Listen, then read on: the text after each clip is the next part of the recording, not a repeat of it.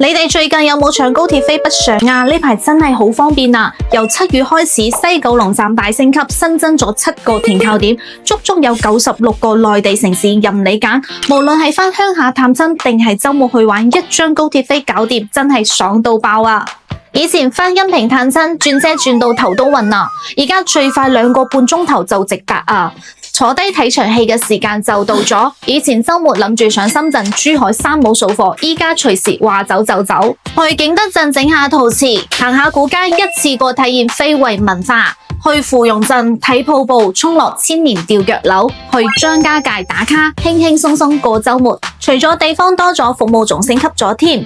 首先係廣深港高鐵一地兩檢，喺西九龍站就可以直接辦理出入境嘅手續，唔使再排長隊換乘。同時，深圳迎來咗高鐵新體驗，動輒列車首次上線，瞓醒直達太原。